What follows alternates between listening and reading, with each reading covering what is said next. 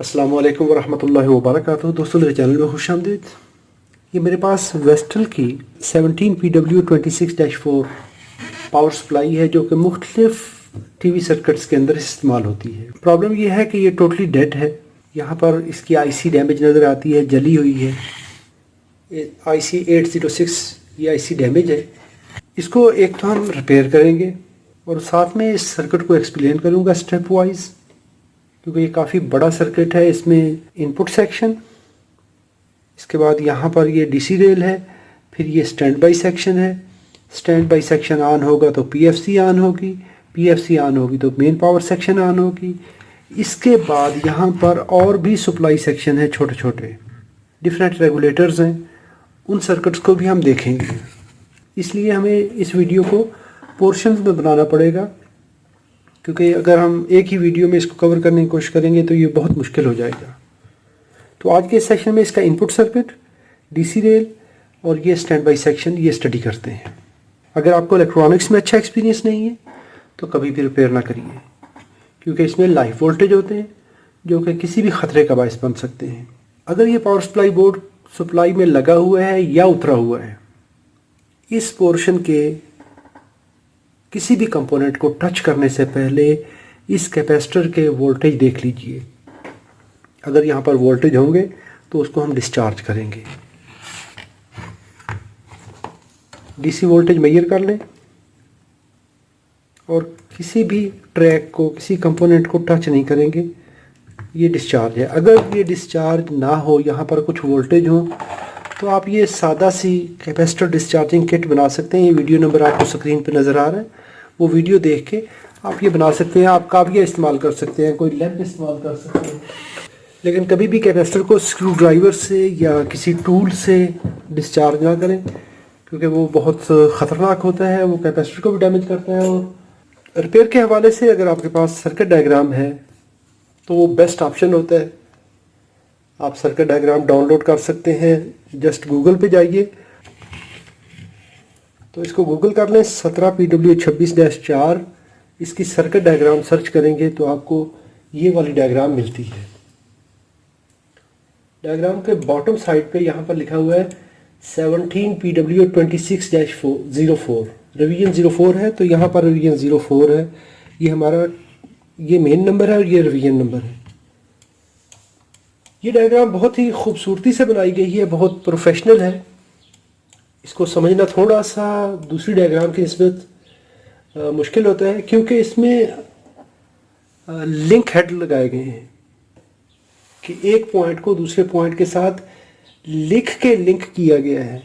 जो आम डायग्राम के अंदर वायरिंग होती है, इसमें चूँकि ये कॉम्प्लिकेटेड सर्किट है तो इसमें अगर वायरिंग बहुत ज़्यादा होगी तो सर्किट समझ ही नहीं आता है। तो यहाँ पर ये जो भी पोर्शन बनाए गए हैं, हर पोर्शन को उसने, यानी अगर FREQ फ्रीक्वेंसी लिखा है तो आप दूसरा सर्किट देखेंगे जहाँ से ये सिग्नल आ रहा है, तो ये सर्किट उसको सिंप्लीफाई करता है। इसको देख लें 3.3 वोल्ट स्टैंड बाई ये लिखा हुआ है, तो ये कहाँ से आ रहे हैं? ये इस सर्किट की आउटपुट है। अगर देखें इसी जगह पे ऐसे सर्किट, एक लाइन ये लगी हो, एक उधर से और लगी हो, मुख्तलिफ लाइनें, तो ऐसे वो खिचड़ी पकी होती है। वो खिचड़ी पकाने से बेहतर है कि ये इस तरह डायग्राम बनाई जाए, तो ये खूबसूरत होती है कि यहाँ से VCC1 है तो ये कहाँ से आ रहे हैं। अभी सबसे पहले तो मुझे ये IC रिमूव करनी है। अगर हम इसका पार्ट नंबर देखेंगे तो FSDL321 ये IC लगी हुई है, तो इसको हम रिमूव कर लेते हैं। अभी अगर हम सर्किट देखते हैं तो यहाँ पर इनपुट कनेक्टर, फ्यूज़, यहाँ पर ये प्रोटेक्शंस हैं। इसके बाद EMI सर्किट है। EMI सर्किट के बाद यहाँ पर ब्रिज रेक्टिफायर है। ब्रिज रेक्टिफायर से आउटपुट होके इस कैपेसिटर पे आएगी। इस कैपेसिटर की आउटपुट आएगी इस सर्किट को। यहाँ पर DC वोल्टेज, फिर ये IC लगी है तो ये स्विच करेगी। ये स्टैंड बाई सर्किट यहाँ पर वोल्टेज देगा। ये वोल्टेज बनेंगे, यहाँ पर आएंगे। नॉर्मली ये मेन कनेक्टर से पावर ऑन सिग्नल आता है, PS ऑन कमांड आती है, वो आके इस IC को और इस सेक्शन को ऑन करवाएगी। यहाँ पर ये IC लगी है, स्विच IC है, ये आउटपुट देगी यहाँ पर। फिर इसका मॉनिटरिंग सर्किट और बाकी इसके जो रेगुलेटर हैं वो काम करेंगे। तो पहले अभी आईसी रिमूव कर लेते हैं।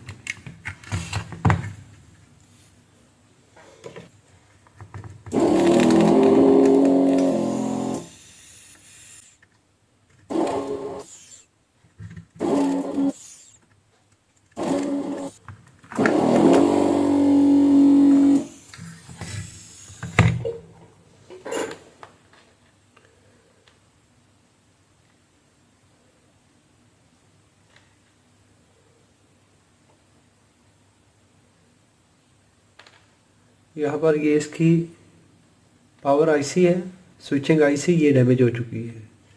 जब ये आईसी डैमेज हो तो हमें ये फ्यूज़ भी चेक करना है। Input terminal, fuse.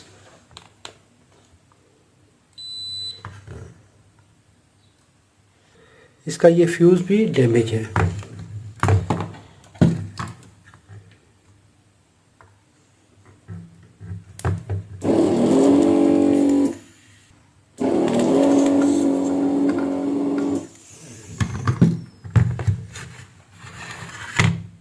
Three 3.15 ampere. तो पीसीबी के ऊपर भी ये 3.15 लिखा हुआ है और साथ में भी सर्किट डायग्राम भी देखते हैं। PL809, यहाँ पर ये वाला PL809 है। तो डायग्राम पे देखें तो ये दो कनेक्शन है। इसके बाद ये फ्यूज़ है F800।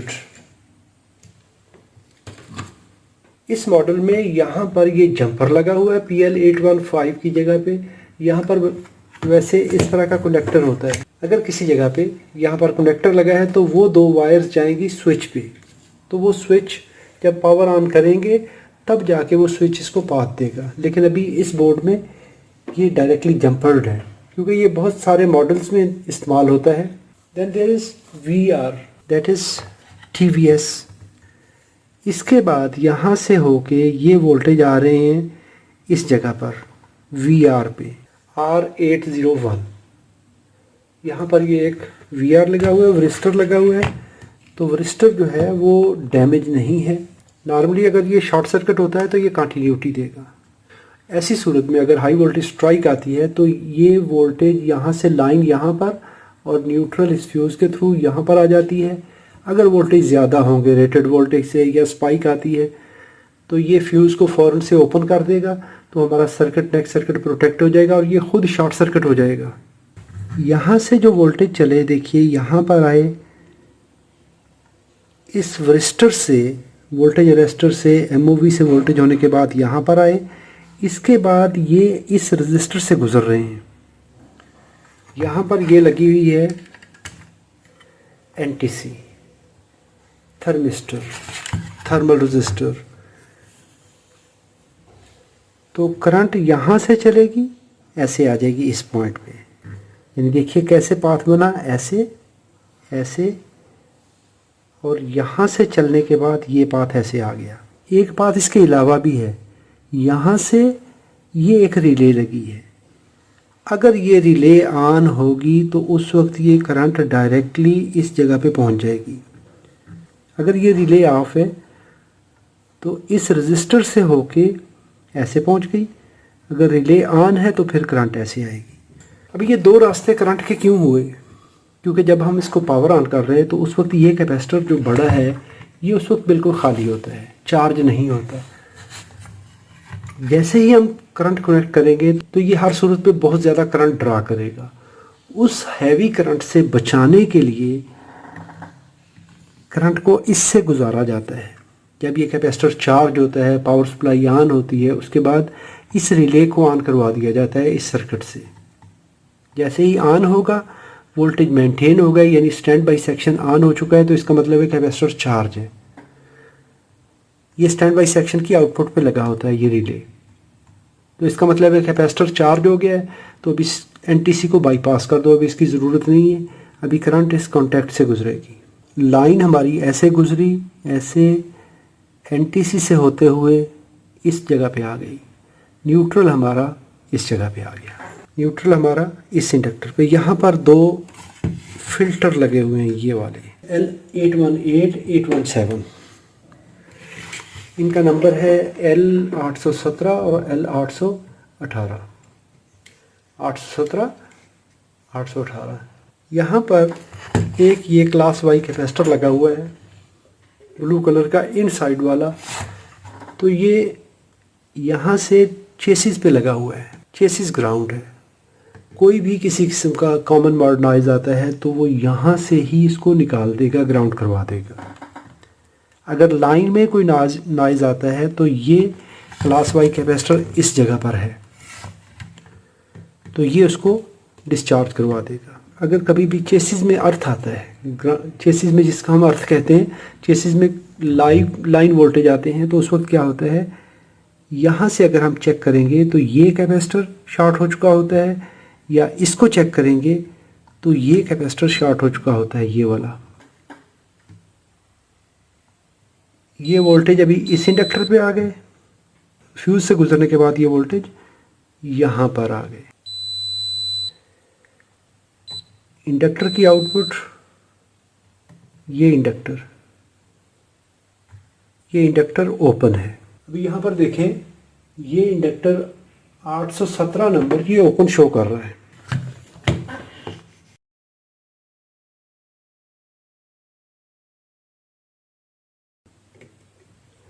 इसकी देखिए ये वायर यहाँ पर ये इससे टूटी हुई है, सेपरेट हो चुकी है।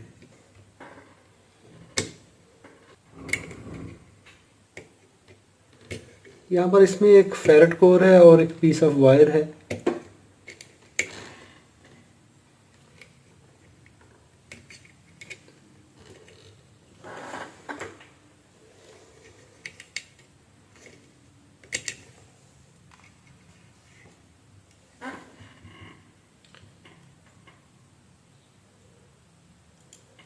तो यहाँ से ये वायर डिस्कनेक्टेड है।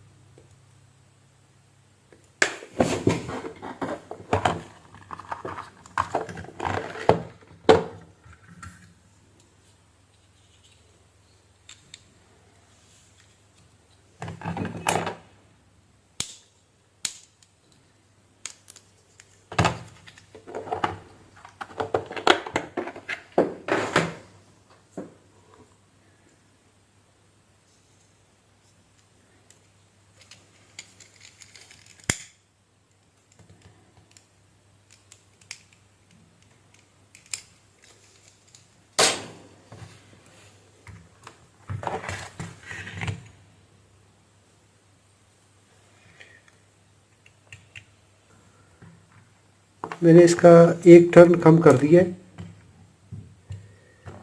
तो ये इतना असर नहीं करेगा।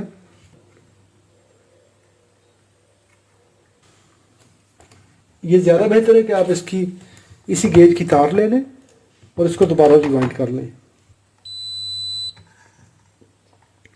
Yes, now it's good. इसके बाद हमारी ये करंट आती है इस इंडक्टर पे, ड्यूल लाइन फिल्टर पे।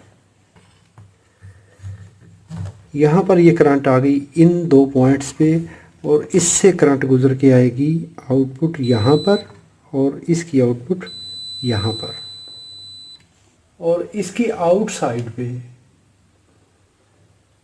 दो कैपेसिटर लगे हैं। इसकी आउटपुट पे, इंडक्टर की आउटसाइड पे ये एक लगा है connection, class Y capacitor chassis के साथ ग्राउंड कर रहा है, और दूसरा इसके लाइन और न्यूट्रल के पैरेलल में एक कैपेसिटर आ जाता है ईएमआई फिल्टर के लिए, ये वाला क्लास एक्स कैपेसिटर है। अभी ये और ये इंडक्टर मिलके एक टैंक सर्किट बनाते हैं। तो जितने भी हाई फ्रीक्वेंसी डिफरेंशियल मोड के नॉइज़ होते हैं ये उसको ब्लॉक करता है। ये कॉमन मोड को ब्लॉक करेगा, ये डिफरेंशियल मोड नॉइज़ को ब्लॉक करेगा। इसके बाद यहाँ पर AC1 और AC2 के दो टर्मिनल ये वाले हैं। इसको अगर देखेंगे तो ये आ रहे हैं फुट नोट में इस जगह पर, AC1 और AC2। तो ये यहाँ पर फुट नोट में AC1 और AC2 के कलेक्शन नज़र आते हैं। इसके देखें दरमियान में ये 1 मेगा की दो रजिस्टर पैरेलल में, फिर सीरीज़ में 2 रजिस्टर, फिर सीरीज़ में। तो सीरीज़ पैरेलल कनेक्शन बना के ये रजिस्टर लगे हैं और ये है EMI फ़िल्टर का पार्ट, और ये हाई इम्पीडेंस प्रोवाइड करवाते हैं, नॉइज़ रिमूव करवाते हैं और हाई इम्पीडेंस यहाँ पर डिस्चार्जिंग के लिए होते हैं। इसके बाद ये लाइन हमारी इस जगह पे पहुँच जाती है।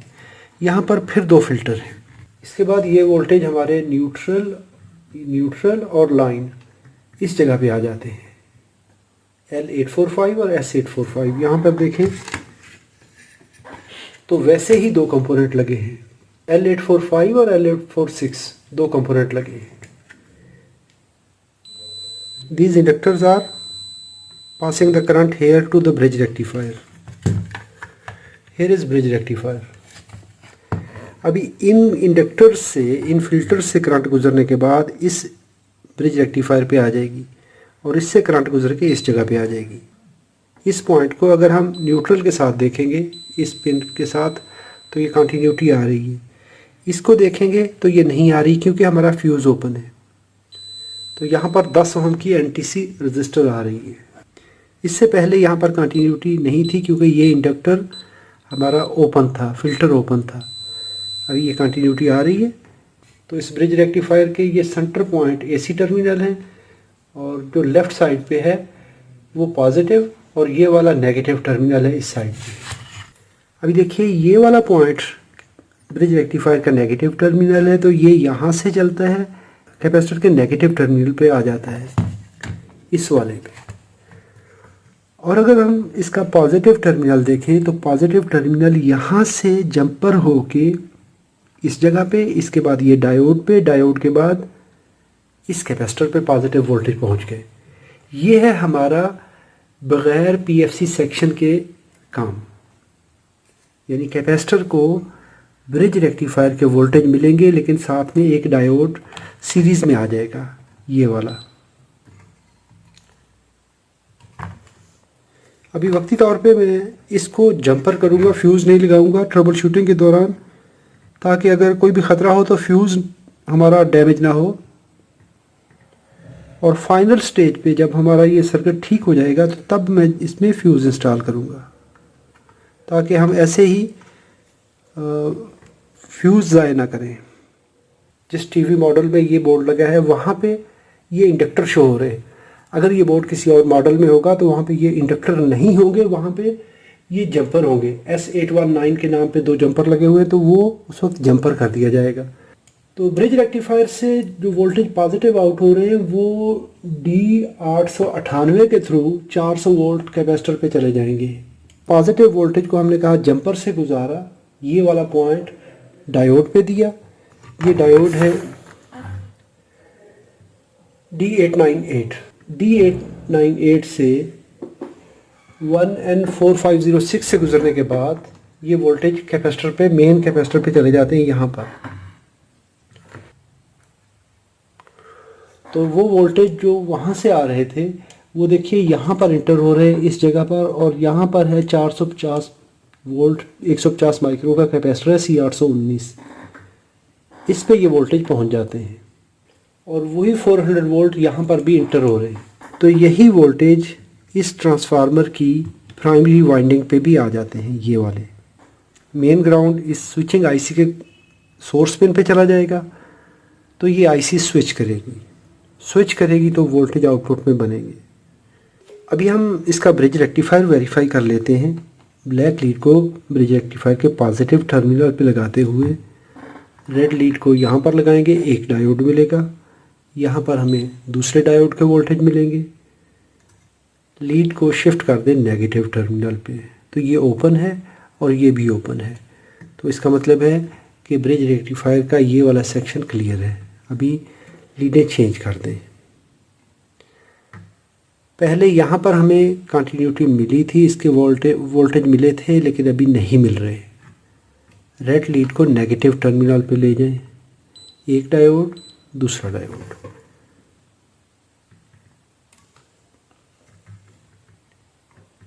जब हम ब्लैक लीड को पॉजिटिव टर्मिनल पे लगाएंगे, रेड लीड को ग्राउंड पे लगाएंगे, तो हमें एक डायोड के फॉरवर्ड वोल्टेज मिल रहे हैं।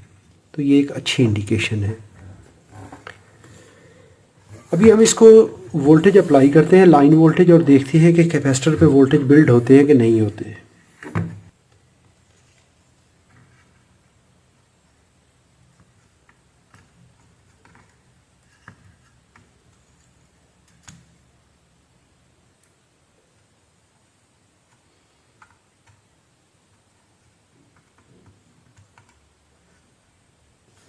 सेफ्टी का हमेशा ख्याल रखेंगे। मैं इसको पावर अप्लाई करूंगा सीरीज लैंप के थ्रू।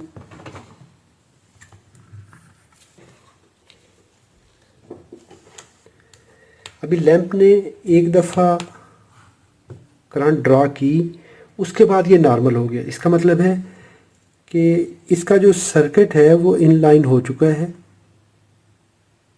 यहाँ पर देखें तो 337 वोल्ट आ चुके हैं। अभी ये रेगुलर वोल्टेज है, रेक्टिफाइड वोल्टेज है, क्योंकि हमारा जो एसी इनपुट लाइन है वो ऑन हुई है, हमारा ये सेक्शन ऑन नहीं हुआ, पीएफसी ऑन नहीं हुआ। अभी यहाँ पर वोल्टेज मिल रहे हैं। अगर फ्यूज़ ओपन है या कोई फिल्टर, इंडक्टर, कोई चीज़ ओपन है या शॉर्ट सर्किट है तो हमें वोल्टेज नहीं मिलेंगे। एसी इनपुट 235 वोल्ट और डीसी 335, डीसी 337। आने वाले सेशन में हम इसका ये स्टैंड बाय सेक्शन क्लियर करेंगे और उसको स्टडी भी करेंगे। इस कैपेसिटर को अभी डिस्चार्ज कर लें।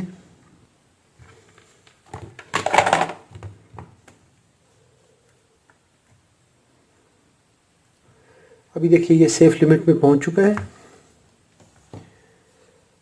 अगर आपने मेरे चैनल को सब्सक्राइब नहीं किया तो इसको सब्सक्राइब कर लीजिए और बेल आइकॉन लाजमी प्रेस करें ताकि आपको आने वाली वीडियोस का नोटिफिकेशन बर वक्त मिल सके। वीडियो अच्छी लगी है तो लाइक कीजिएगा, सवाल हो तो कमेंट में लिखिए। अपना और अपने प्यारों का बहुत सारा ख्याल रखिए। अल्लाह रब्बुल इज़्ज़त आप सबको सलामत रखे, अपनी हिफाजत में रखे। अस्सलामु अलैकुम व रहमतुल्लाहि व बरकातुहू।